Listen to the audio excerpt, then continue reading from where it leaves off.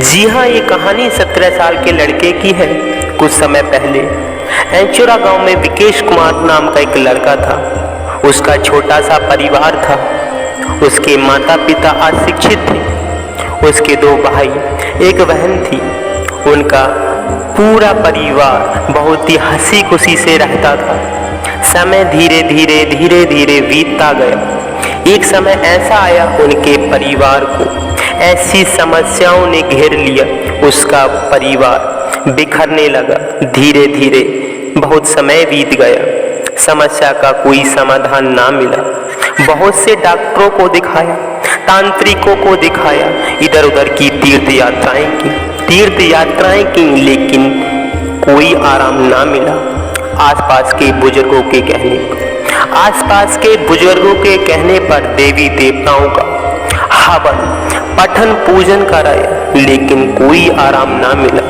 फिर कुछ समय बाद घर की शांति के लिए जागरण कराया।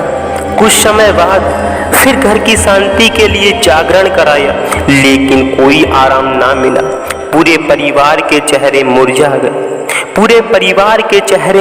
गए। दिनों और रात परेशानी बढ़ती ही जा रही थी। लेकिन समस्या अभी भी नहीं टली। उसका पूरा परिवार आंसुओं से रोने लगा। धीरे धीरे हार मानने लगे। लेकिन उनकी एक जिद उसके पूरे परिवार को बंधन से बांधे हुए कि एक समय ऐसा आएगा कि सब कुछ ठीक हो जाएगा। धीरे धीरे समय लगभग 2 साल बीत गए। तभी एक उम्मीद की किरण जगी। एक दिन उसका परिवार एक तांत्रिक के पास जा रहे थे।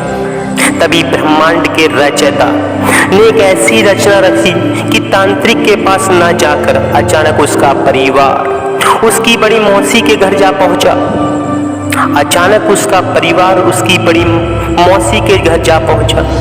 सभी लोग देखकर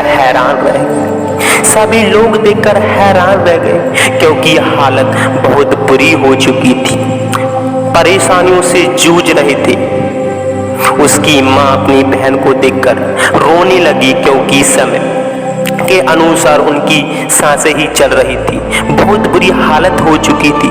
तभी उसके मौसेरे भाई ने विश्वास दिलाया कि सब कुछ ठीक हो जाएगा।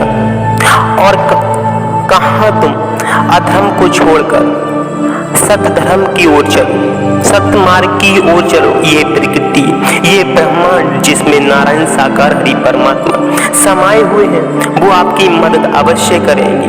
तभी उनका परिवार नारायण साकार हरि परमात्मा से प्रार्थना करने लगा, हे प्रभु, हे संसार के रचयिता, आपने जो माया जाल बनाया है, हम इसमें फंस गए हैं। अपने अधर्म से, अपने पापों से हमें बचाओ, जो हमें अब तक परेशान कर रहा है।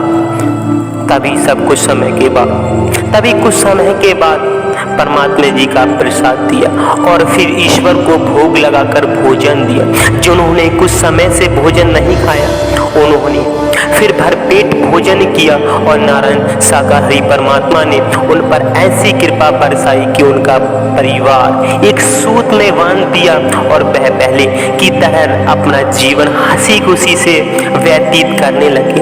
ये कोई कहानी नहीं, बल्कि सब कुछ कर्मों की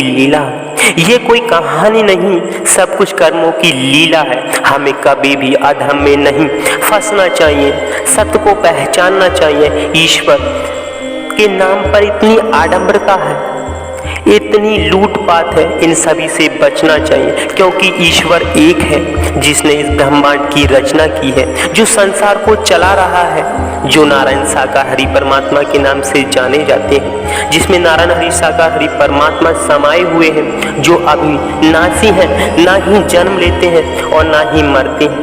मेरा नाम विकेश कुमार है, जो उत्तर प्रदेश जिला रामपुर ग्राम ऐश्वर्य का निवासी हूँ। ये कोई कहानी नहीं, बल्कि खुद पर बीती हुई समस्या का निचोड़ है।